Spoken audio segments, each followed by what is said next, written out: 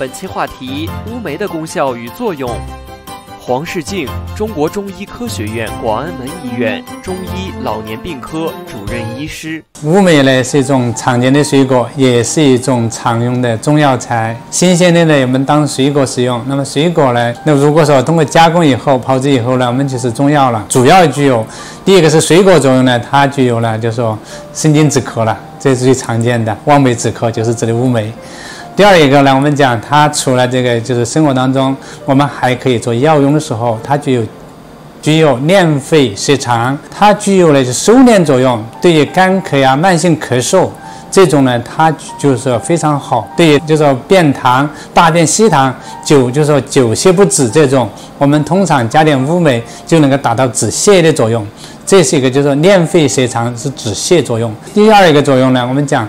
因为还有一个是安徽止痛，它就是安徽止痛就是什么呀？就是说，比如说蛔虫腹痛，我们通常呢加一点乌梅，因为蛔虫的特点得酸得劲，如果呢蛔虫呢它有点酸味呢，它就不动了，所以呢它就达到安徽止痛的目的。本身在生活当中，那么乌梅本身也具有收敛的缓急止痛的作用，因为酸甘就是连营也止痛，所以呢就是它的主要方面呢就是作用就是一个就是清热生津，第二一个敛肺摄肠，第三一个安徽止痛。